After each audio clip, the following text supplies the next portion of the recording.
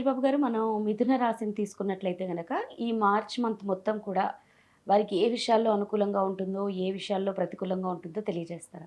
So, ఒక ముక్కలో చెప్పాలంటే మిథున రాశి వాళ్ళకి ప్రొఫెషనల్ రిలేటెడ్ మ్యాటర్స్‌లో చాలా డైనమిక్‌గా ఉండే అవకాశం ఎక్కువగా ఉందండి. ఎందుకంటే మిథున రాశి నుంచి మనకి మీన రాశి గురించి చూసుకుంటే పదో ఇల్లండి. 10థ్ హౌస్‌లో వీళ్ళకి 4 గ్రహాలు ఉండబోతున్నాయండి. ఈ 4 గ్రహాల యొక్క ఇంపాక్టు కొన్ని గ్రహాలు బాగా యోగ్యతనిస్తాయి. అందులోనూ మనకి సూర్యుడు కూడా అక్కడే ఉంటున్నారండి. సూర్యుడు కానివ్వండి, రాహు కానివ్వండి, తర్వాత ఈ యొక్క గ్రహాల యొక్క స్థితిని బుధుడు కూడా అక్కడే ఉంటున్నారండి. తర్వాత శుక్రుడు కూడా ఉచ్చ స్థానంలో అక్కడే ఉంటున్నారు. ఈ 4 గ్రహాల స్థితిని గనుక చూస్తుంటే ప్రొఫెషనల్ రిలేటెడ్ మ్యాటర్స్‌లో చాలా ఈళ్ళు కళ్ళు పెద్దయి చేసుకొని చూసుకోవాలి. అవకాశం వచ్చినా కానీ, లేదంటే ప్రతికూల పరిస్థితుల్లో చాలా హ్మ్, డైనమిక్‌గా చేంజెస్ ఉండే అవకాశం ఎక్కువగా ఉంది.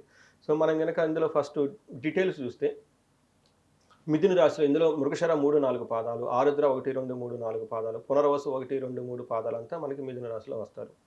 పేరు బలం గనక మనం చూసుకుంటే క, కి, కు, ఖం, జ్ఞ, కే, కో, హ. ఈ అక్షరాలు మోర్ ఆర్ లెస్ ఇదే సౌండ్‌తో ఉన్న వాళ్ళంతా మనకి మిథున రాశి కింద వస్తారండి. మన యొక్క గ్రహ స్థితిని గనక చూసుకుంటే సూర్యుడు మీనరాశిలో, బుధుడు, శుక్రుడు కూడా మీనరాశిలో, రాహు కూడా అక్కడ ఆల్రెడీ ఉన్నారండి. 4 గ్రహాలు అక్కడ ఉన్నాయి. అంతేకాకుండా మిథున రాశిలోకి కుజుడు ఉన్నారండి. అంటే ఈ రాశిలోనే కుజుడు ఉండటం వల్ల అది అంత పెద్ద యోగ్యతనివ్వదండి. మనం గనక సూక్ష్మ గోచారం, లఘు గోచారం అని గనక చూసుకుంటే ఇందులో సూర్యుడు మారక ముందు, అంతకుముందు ఈళ్ళు ఎవరితోనైనా గనక గొడవ పడుతూ ఉంటే, ఒక పూరిత వాతావరణం ఉంటే, ఆ వాతావరణం నుంచి బయటపడిపోతారు. అదొక మంచి హ్యాపీ న్యూస్.